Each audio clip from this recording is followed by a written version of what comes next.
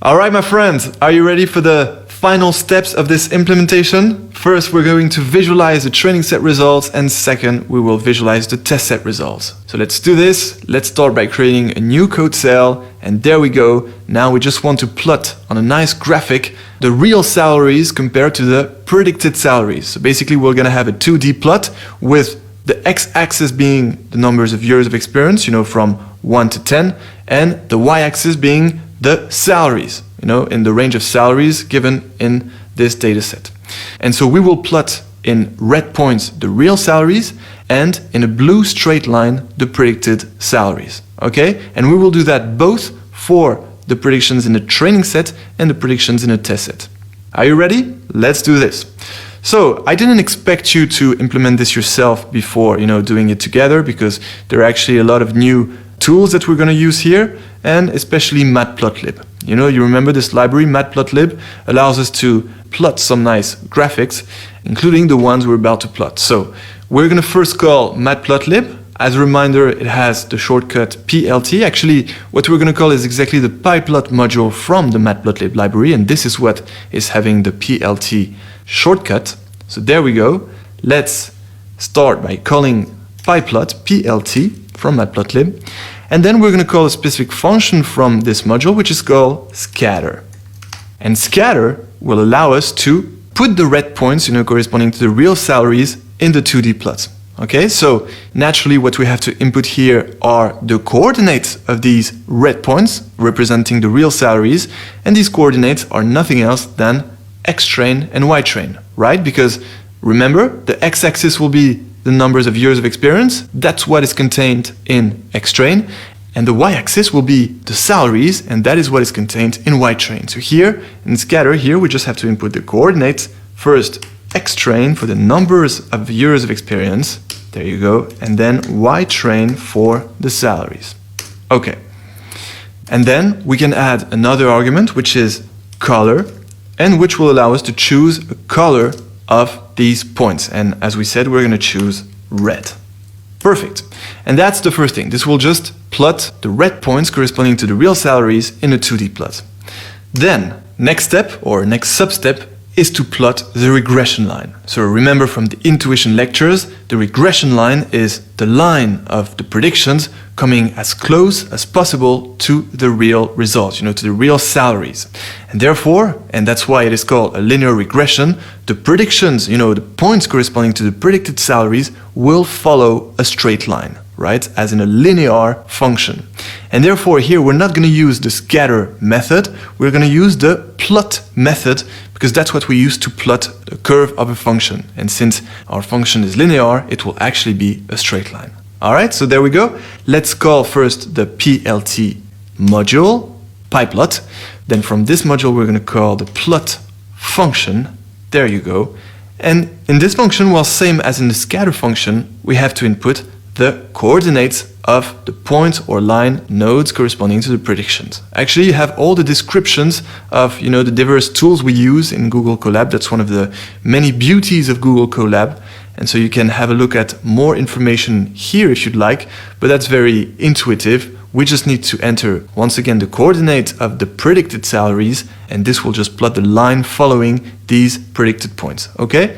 So let's do this. According to you, what is the first coordinate of these predicted salaries? Well, that's of course x train. Why is that? It's because right now we're visualizing the result of the training set. Okay, so these corresponds to the numbers of years of experience of the employees in the training set. That's the x coordinates. Okay, now we're going to input the y coordinates. And according to you, which ones are these? Well, it's something we haven't created yet. We created actually the ypred variable containing the predicted salaries of the test set, but we haven't created a vector containing the predicted salaries of the training set. And that's totally fine.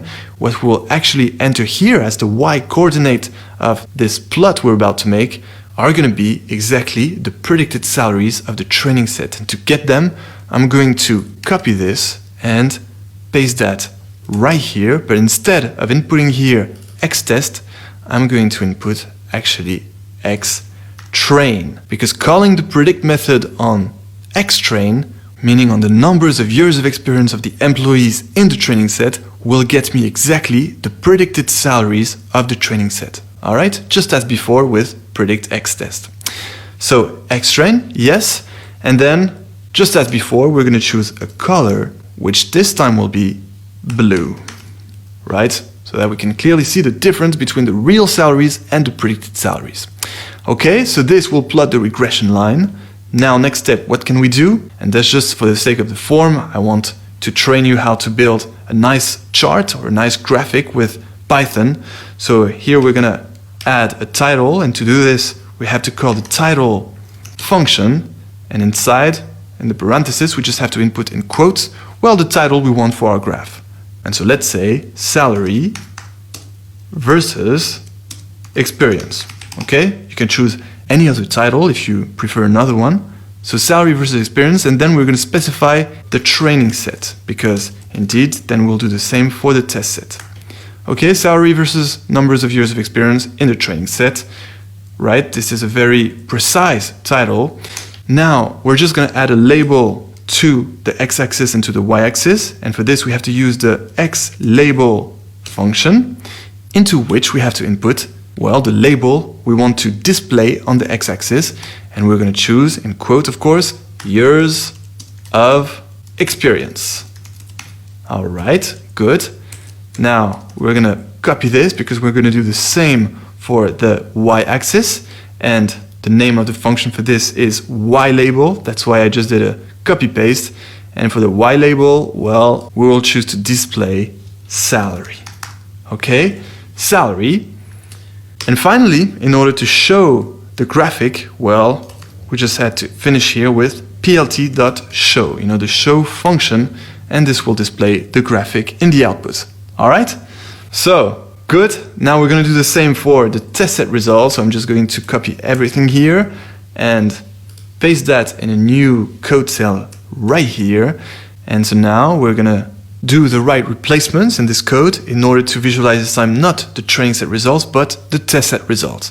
And so obviously the first thing we need to replace here are the coordinates of the real observations, because these are the coordinates of the employees in the training set, and we want the coordinates of the employees of the test set. Therefore, here we have to replace, obviously, xtrain by xtest, and then ytrain by ytest. Okay, so these are for the real observations with the numbers of years of experience and the real salaries of the test set. And now, according to you, do we have to replace something here? In PLT plot, xtrain, regressor.predict xtrain. According to you, do we have to replace xtrain by xtest and the same xtrain by xtest? Well, that's kind of a trick question, because remember that the regression line that we get is actually resulting from a unique equation, and therefore the predicted salaries of the test set will be on the same regression line as the predicted salaries of the training set. And that's why here we actually don't have to replace xtrain by xtest here and here, okay? You would actually get the exact same regression line whether you plot the coordinates of xtrain and the predicted salaries of the training set, or xtest and the predicted salaries of the test set. You can check, but that's because the regression line in a simple linear regression model results from a unique equation, and we therefore end up with the same regression line. Okay, so no need to replace anything here. And finally, we will just replace here training set by test set. And there you go. Now we're ready to visualize the training set results and the test set results. So let's first run the cells we haven't executed before. So remember, we executed up to the training. So now we have to execute this one to indeed get the vector ypred of the predicted salaries of the test set. So there we go. We now have ypred.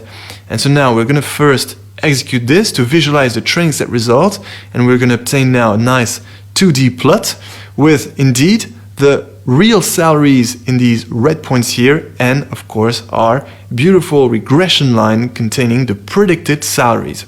And we clearly see that this regression line was calculated so that it comes as close as possible to the real salaries. And of course, for each of the years of experience here, in order to get the predicted salary, you have to project the year of experience to this blue regression line. So for example, the predicted salary corresponding to 8 years of experience is about, $100,000 per year. Okay, so that's how it works. And so we can clearly see that our predicted salaries are very close to the real salaries, for most of them. But that's on the training set. Remember, that's important because our model was actually trained with these observations, with these years of experience and salaries. Now, what we would like to observe is if we have the same result, the same closeness of the regression line to the real salaries in the test set with which the model wasn't trained. We want to evaluate it on new observations.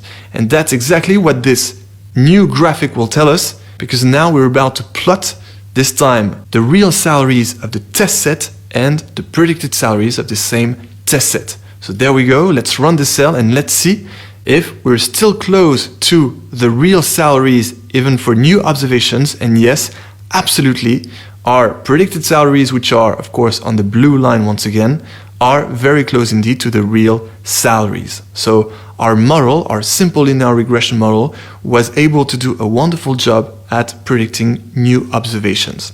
So congratulations, that's very exciting. You built a very successful first machine learning model. However, just remember that the reason why we get such a good regression line here is simply because there was a linear relationship in the dataset between the features and the dependent variable of the dataset. In other words, we had a perfectly linear dataset. In other words, we had a dataset with linear correlations. And what I want to make sure you understand is that these beautiful results won't happen for any dataset, because of course you'll get to work on datasets with nonlinear relationships, and for these datasets you will need a nonlinear model. And that's exactly why in this part 2 regression we will also study some nonlinear models, which you will see will be polynomial regression or SVR, which will allow you to get amazing results for datasets having nonlinear relationships. But for this dataset we clearly had linear relationships, and that's why a linear regression model was perfectly fine, but I just wanted to highlight this. Okay? So congratulations once again. I hope you're very happy and excited to have built your very first machine learning model.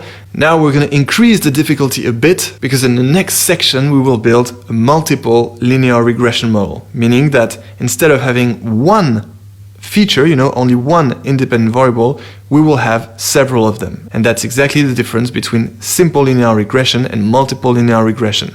Simple linear regression is when you have only one feature, and multiple linear regression is when you have several features. So take a good break now, and as soon as you're back with your energy, let's implement our second machine learning model in the next practical activity after Kirill's intuition lecture. And until then, enjoy machine learning.